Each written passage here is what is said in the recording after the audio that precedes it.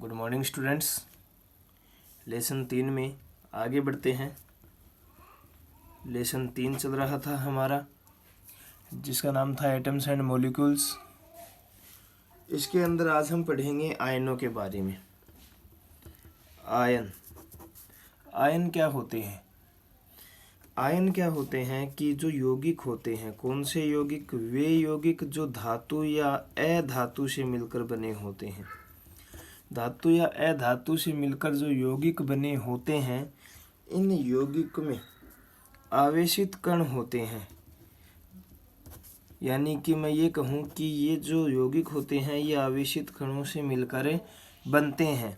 इन आवेशित कणों को ही हम क्या कह देते हैं? आयन कह देते हैं।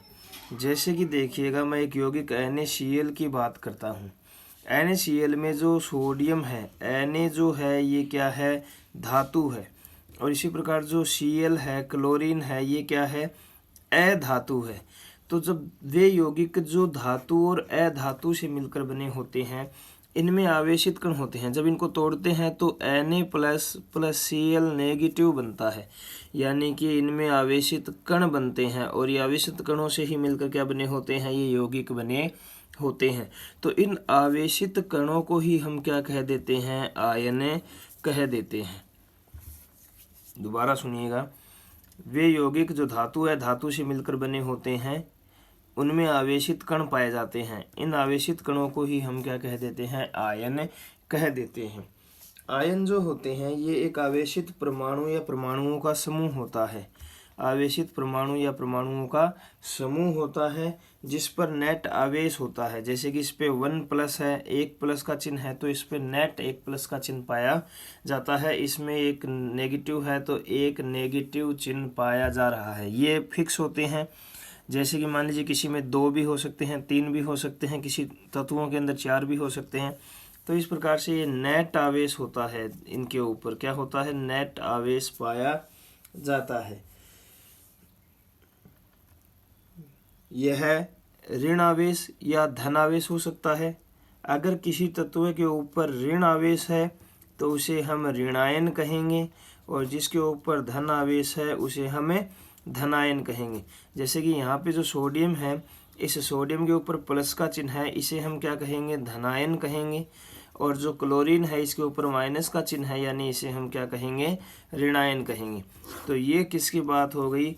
आयन की। आयन जो होते हैं धातु अधातु से मिलकर बने यौगिक होते हैं। यौगिक जो होते हैं इनमें जो आवेशित कण होते हैं, इन आवेशित कणों को ही हम क्या कह देते हैं? आयन कह देते हैं। आगे बढ़ते हैं और आज हम सीखेंगे रासायनिक सूत्र लिखना। रासायनिक सूत्र लिखना, इसका मतलब क्या है ये सुनिएगा पहले। जैसे कि मान लीजिए मैंने सोडियम क्लोराइड लिखा। अभी सोडियम क्लोराइड को मैं हिंदी में इस प्रकार से लिखूंगा, लेकिन इसको शॉर्ट में सूत्र के रूप में लिखेंगे तो हम इसे लिखेंगे NaCl। तो ये जो NaCl के रूप में मैंने लिखा, इसी को हमने क्या कहा है? रासायनिक सूत्र कहा है। यानी कि सोडियम क्लोराइड का रासायनिक सूत्र क्या है? NaCl है। अब ये NaCl जो है ये सोडियम क्लोराइड को दर्शाता है, तथा ये किस आधार पे ऐसे ही लिखा गया है? इसको मान लीजिए Na2Cl नहीं लिखा गया, इसे Na2Cl2 नहीं लिखा गया। तो ये क्यों नहीं लिखे गए, यही क्यों लिखा गया, इसको हम कहते हैं रासायनिक सूत्र के लिखना। यानी कि रासायनिक सूत्र लिखने के कुछ नियम होते हैं, उन नियमों को हम पढ़ेंगे अभी। तो हम बात करते हैं कि जो रासायनिक सूत्र होते हैं, जैसे कि मान लीजिए मैं बात करूं सोडियम हाइड्रोक्साइड की।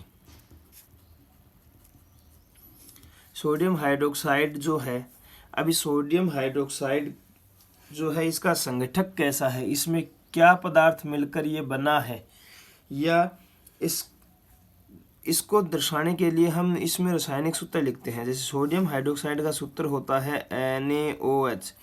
तो NaOH जो है ये सोडियम हाइड्रोक्साइड के संगठक तथा प्रतीकात्मक निरूपण यानी कि इसका प्रतीकात्मक निरूपण करता है, यानी कि प्रतीक के रूप में इसको दर्शाता है। तो यानी कि मैं ये कहूँ कि किसी यौगिक का जो रासायनिक सूत्र होता है, किसी यौगिक का रासायनिक जो सूत्र होता है, यह उसके संगठक तथा प्रतीकात्मक निरूपण होता है। यानी उसमें क्या संगठक बना हुआ है और उसमें जो प्रतीक क्या है उसका निरूपण करता है। आगे बढ़ते हैं। रासायनिक सूत्र जो होते हैं ये सरलता पूर्वक लिखे जा सकते हैं, लेकिन इसके लिए हमें जो तत्व होते हैं जैसे कि सोडियम है, अभी सोडियम का हमें प्रतीक पता होना चाहिए कि इसका प्रतीक क्या है। इसी प्रकार हाइड्रोक्साइड का प्रतीक पता होना चाहिए कि इस हाइड्रोक्साइड को हम किस प्रतीक से निरूपित करते हैं। जैसे कि सोडियम को यहाँ पे Na से निरूपित करते हैं, हाइड्रोक्साइड को यहाँ पे OH से निरूपित करते हैं। इसी प्रकार इन प्रतीकों के अलावा जो तत्व होते हैं उन तत्वों की संयोजन क्षमता का मतलब होता है संयोजकता, हमें पता होनी चाहिए कि सोडियम की संयोजकता कितनी है, हाइड्रोक्साइड आयन की संयोजकता कितनी है। तो ये अगर संयोजकता और प्रतीक अगर हमें ध्यान होगा किसी तत्व का तो हम आसानी से रासायनिक सूत्र लिख सकते हैं। आगे बढ़ते हैं। रासायनिक सूत्र लिखने के नियमों की बात करते हैं। रासायनिक सूत्र लिखने के नियम। रासायनिक सूत्र लिखने के नियम, सबसे पहले हम बात करें नियमों में तो आयन की जो संयोजकता हो या अथवा आवेश जो होता है वो संतुलित होना चाहिए। आयन जो भी है उसकी संयोजकता जो है यानी कि जो संयोजन क्षमता है, या मान लीजिए उसके ऊपर कोई आवेश है तो ये क्या होना चाहिए, संतुलित होना चाहिए। ऐसे नहीं कि हम पॉजिटिव आवेश की क्रिया पॉजिटिव आवेश के साथ ही करवा दें तो यौगिक का निर्माण ही नहीं होगा। यानी एक यौगिक के अंदर एक तत्व पॉजिटिव और एक तत्व क्या होना चाहिए, ऋणायन होना चाहिए, नेगेटिव होना चाहिए, तब जाके वो क्या बनता है, यौगिक बनता है और उसका रासायनिक सूत्र लिखा जाता है। जैसे कि मान लीजिए मैं सोडियम क्लोराइड की बात करूं तो सोडियम जो होता है ये पॉजिटिव होता है, क्लोरीन जो होता है ये नेगेटिव होता है, तब जाके क्या बनता है, एक यौगिक का निर्माण होता है और उसका हम क्या लिख सकते हैं, रासायनिक सूत्र लिख सकते हैं। अगर दोनों ही पॉजिटिव होंगे तो वो आपस में नहीं जुड़ेंगे। आगे बढ़ते हैं कि जब एक दूसरे नियम की बात करते हैं, जब एक यौगिक किसी धातु तथा अधातु के संयोग से निर्मित होता है तो धातु के नाम अथवा उसके प्रतीक को पहले लिखते हैं। देखिएगा हम ये कह रहे हैं कि धातु और अधातु से मिलकर जब कोई यौगिक बनता है तो इस यौगिक का जो रासायनिक सूत्र लिखेंगे, इस रासायनिक सूत्र में धातु का जो प्रतीक होता है इस प्रतीक को हम क्या लिखेंगे, पहले लिखेंगे, और अधातु का जो है वो प्रतीक हम कहाँ लिखेंगे, बाद में लिखेंगे। जैसे कि देखिए NaCl का उदाहरण लेते हैं, इसमें सोडियम तो क्या है, धातु है, क्लोरीन क्या है, अधातु है, तो इसलिए हमने सोडियम धातु को क्या लिखा है, पहले लिखा है, और अधातु को क्या लिखा है, बाद में लिखा है। हम बात करते हैं सोडियम हाइड्रोक्साइड की, तो सोडियम क्या है, धातु है, हाइड्रोक्साइड क्या है, अधातु है, तो हम क्या करेंगे, Na को पहले लिखेंगे और OH को बाद में, यानी ये बनेगा NaOH, यानी धातु को हम पहले लिखेंगे, धातु के प्रतीक को पहले लिखेंगे और अधातु के प्रतीक को हम क्या लिखेंगे, बाद में लिखेंगे। आगे बात करते हैं, या हम ऐसे भी कह सकते हैं इसमें कि जो धातु होती है इसको बाईं तरफ लिखते हैं और जो अधातु होती है उसको हमें दाईं तरफ लिखते हैं। आगे बढ़ते हैं। बहुपरमाणुक जो आयन होते हैं उनकी आयनों की संख्या दर्शाने के लिए आयन को कोष्टक में लिखते हैं। आयन जो होता है उसको कोष्टक में लिखते हैं और उसकी जो संख्या होती है उसे कोष्टक के बाहर लिखते हैं। जैसे कि देखिएगा हम मैग्नीशियम हाइड्रोक्साइड की बात करें, मैग्नीशियम हाइड्रोक्साइड। मैग्नीशियम हाइड्रोक्साइड जो है ये क्या है, एक बहुपरमाणुक अणु है, बहुपरमाणुक यौगिक है। बहुपरमाणु का मतलब इसमें जो हाइड्रोक्साइड जो है ये क्या है, ज़्यादा है मैग्नीशियम की तुलना में। मैग्नीशियम जो होता है इसकी संयोजकता 2 होती है, इस बात को भी आप ध्यान रखना। तो मैग्नीशियम हाइड्रोक्साइड को लिखने के लिए हम OH जो है इसकी ये अधिक अणु के रूप में है, तो इसको क्या करेंगे, हम कोष्टक लगा के इसके आगे 2 लिखेंगे। यानी हाइड्रोक्साइड को अगर हमें 2 लिखना है तो हाइड्रोक्साइड को सीधे 2 ऐसे नहीं लिखेंगे, MgOH की 2। इसको क्या करेंगे, ये सिर्फ H का 2 माना जाएगा, O का नहीं माना जाएगा। इसलिए OH पूरे का 2 मनवाने के लिए हम क्या मानते हैं, इसके दोनों ओर क्या लगा देते हैं, हम एक स्मॉल कोष्टक लगा देते हैं, जिससे ये क्या बन जाता है, हमें पता चलता है कि यहाँ पे ऑक्सीजन भी 2 अणु है और हाइड्रोजन भी 2 अणु है। इसलिए इसको कोष्टक के रूप में हम क्या लगाते हैं, आगे आयन को कोष्टक में लिख के उसकी आयनों की संख्या लिख देते हैं। इसको हम अब होल बोलेंगे, क्या बोलेंगे, होल। यानी कि मैग्नीशियम MgOH की होल ट्वाइस बोलेंगे इसको, MgOH की होल ट्वाइस।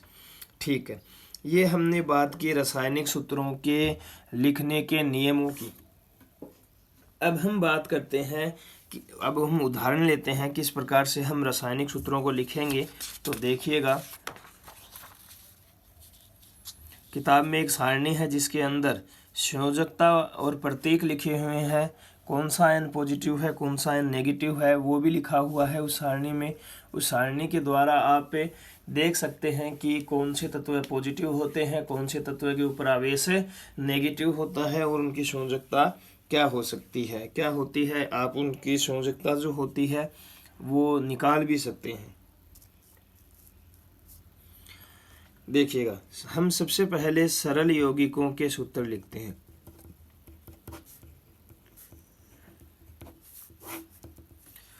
सरल यौगिकों के सूत्र लिखते हैं। सरल यौगिक कौन से होते हैं, जो 2 भिन्न भिन्न तत्वों से मिलकर बने होते हैं, जो 2 भिन्न भिन्न तत्वों से मिलकर बने होते हैं, उन यौगिकों को हम क्या कह देते हैं, द्विअंगी यौगिक। द्विअंगी का मतलब इसमें 2 ही अंग होते हैं, यानी कि 2 ही तत्व होते हैं। देखिएगा, इन को लिखने के लिए रासायनिक सूत्र लिखते समय हम पहले संगठक तत्वों के प्रतीक लिखेंगे, उसके बाद में उनकी संयोजकता लिखेंगे, और संयोजकता जो होती है उनका क्रॉस करके हम क्या लिख देते हैं, अणु सूत्र को लिख देते हैं। जैसे कि देखिएगा, हम बात करते हैं, हम सबसे पहले लेते हैं हाइड्रोजन क्लोराइड का सूत्र।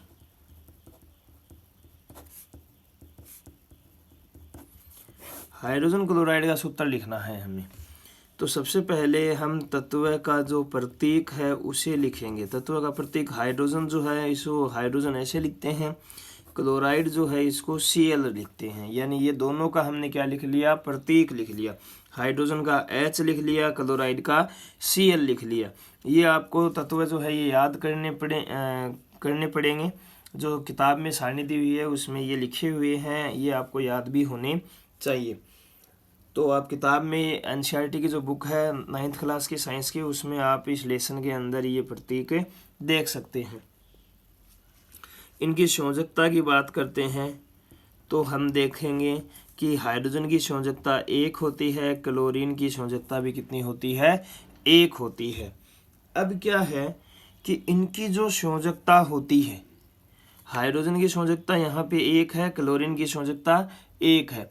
जो संयोजकताएं होती हैं इनको नीचे की ओर क्रॉस रूप में लिख देते हैं। जो इसका हाइड्रोजन का 1 है ये क्लोरीन के नीचे आ जाएगा, और जो क्लोरीन का 1 है वो हाइड्रोजन के नीचे आ जाएगा।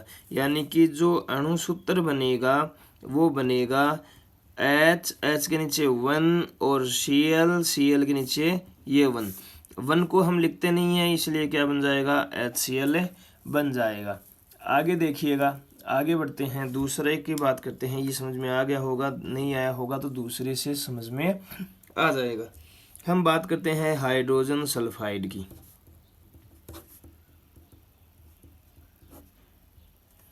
हाइड्रोजन सल्फाइड का सूत्र लिखते हैं। देखिएगा, हाइड्रोजन को कैसे लिखेंगे, सबसे पहले प्रतीक लिखेंगे। हाइड्रोजन को कैसे लिखेंगे, H के रूप में, सल्फाइड को लिखते हैं S के रूप में। ठीक है, इनकी संयोजकता की बात करते हैं, कितना होता है। तो हाइड्रोजन की संयोजकता अभी हमने पढ़ी 1 होती है। सल्फर की जो संयोजकता होती है वो 2 होती है। कितनी होती है, 2 होती है। अब इनकी संयोजकता एक दूसरे के नीचे क्रॉस रूप में लगा देंगे। सल्फर की जो है ये हाइड्रोजन के नीचे, हाइड्रोजन की जो है ये सल्फर के नीचे। तो जो अणुसूत्र बनेगा वो क्या बनेगा, देखना। हाइड्रोजन, हाइड्रोजन के नीचे किसकी संयोजकता, सल्फर की, यानी 2s, s के नीचे 1 आ जाएगा। 1 हम लिखते नहीं है, इसलिए इसको क्या लिखेंगे, H2S। ये बोलेंगे हाइड्रोजन सल्फाइड, ये बोलेंगे हाइड्रोजन क्लोराइड। तो इस प्रकार से हम क्या लिखते हैं, सरल यौगिकों की सूत्र लिखते हैं। चलिए एक और लिख के देखते हैं हम। जैसे हम लिखते हैं कार्बन टेट्राक्लोराइड।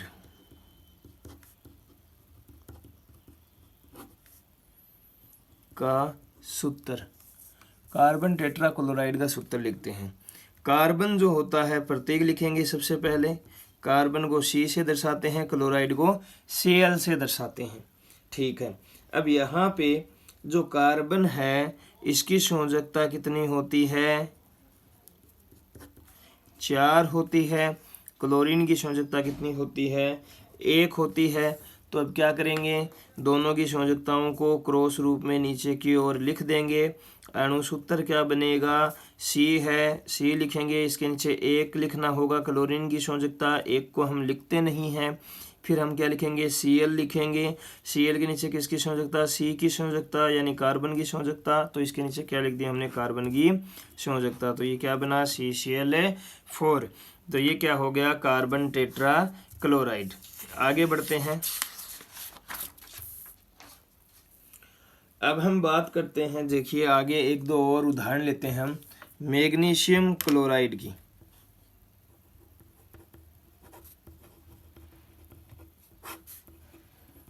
मैग्नीशियम क्लोराइड का अणुसूत्र। मैग्नीशियम क्लोराइड का अणुसूत्र लिखते हैं तो सबसे पहले हम तत्व का प्रतीक लिखेंगे। तो मैग्नीशियम को आपको पता है Mg लिखते हैं, क्लोराइड को अभी पता हमें Cl लिखते हैं। मैग्नीशियम जो होता है, अब मैग्नीशियम क्लोराइड क्या है, आयनिक यौगिक है। क्या, कौन सा यौगिक है, आयनिक यौगिक। यानी कि ये किससे बने हैं, धातु प्लस अधातु से बने हैं।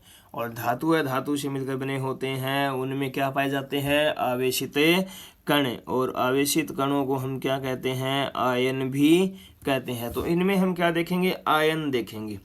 अब आयन देखेंगे तो इसके ऊपर तो होता है +2, इसके ऊपर होता है -1। संयोजकता होती है ये 2 और 1 जो है ये संयोजकता भी बोल सकते हैं आप, संयोजकता ही है एक प्रकार से। पर इन संयोजकता को हम आयन के रूप में लिखेंगे तो इनके आगे प्लस और माइनस भी लगा देंगे। और हमने नियम में पढ़ा है कि जो धनायन होता है उसको हम पहले लिखते हैं, या धातु जो होती है उसको हम पहले लिखते हैं। और जो नेगेटिव होता है, ऋणायन होता है, उसको हम क्या लिखते हैं, बाद में। अधातु को क्या लिखते हैं, बाद में। हमने पढ़ा था कि जो धातु आयन होता है उसको हम बाईं तरफ लिखते हैं और अधातु आयन को दाईं तरफ लिखते हैं। अब देखिएगा, संयोजकता या आयन जो है ये एक दूसरे के नीचे क्रॉस रूप में लिखेंगे तो इसका अणुसूत्र क्या हो जाएगा, अणुसूत्र हो जाएगा Mg के नीचे 1 आएगा। माइनस प्लस हमें यहाँ पे नहीं लगाने हैं, इस बात को ध्यान रखना। अब यहाँ पे Cl के नीचे क्या लग जाएगा, 2। तो ये क्या बन गया, MgCl2। इसी प्रकार देखिए आगे एक और देखते हैं, एल्यूमिनियम ऑक्साइड का अणुसूत्र लिखते हैं। एल्यूमिनियम ऑक्साइड का अणुसूत्र एक प्रकार से आयनिक यौगिक है। प्रतीक लिखते हैं, प्रतीक लिखेंगे तो एल्यूमिनियम को Al लिखते हैं, ऑक्साइड को O लिखते हैं। इनके ऊपर आवेश देखेंगे तो जो Al होता है इसके ऊपर +3 होता है, O के ऊपर -2 होता है। तो अब क्या करेंगे, इनके आवेश एक दूसरे के नीचे क्रॉस रूप में।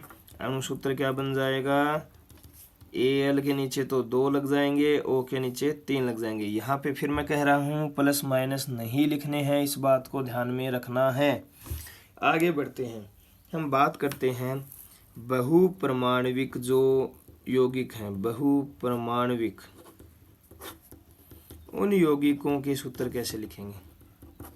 बहुपरमाणुक यौगिकों के सूत्र लिख के देखते हैं, देखिएगा, जिनमें जो अणु होते हैं, परमाणु जो होते हैं वो ज़्यादा होते हैं। तो सबसे पहले हम लिखते हैं सोडियम नाइट्रेट का।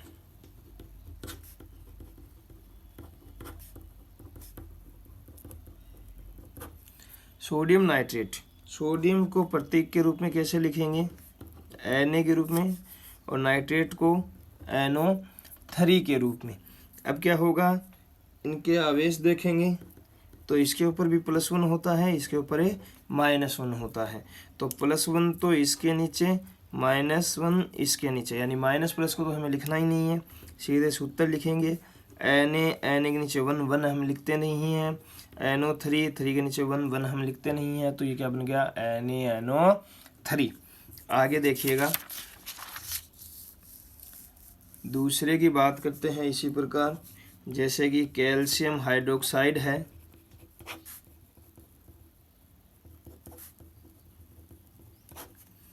कैल्शियम हाइड्रोक्साइड का अणु सूत्र लिखते हैं। तो हम किस प्रकार से लिखेंगे? देखिए, कैल्शियम का प्रतीक क्या हो जाएगा? Ca, हाइड्रोक्साइड का अभी देखा था OH।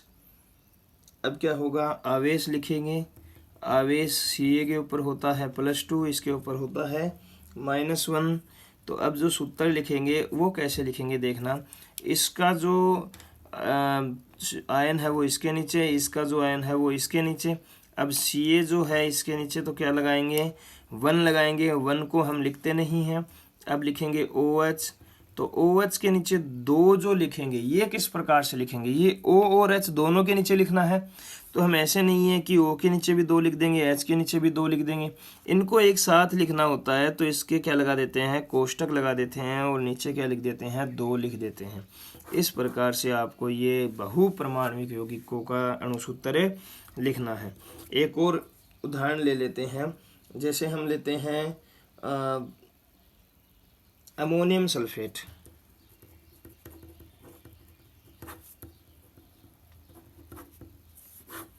अमोनियम प्रतीक बताएंगे, तो प्रतीक क्या है?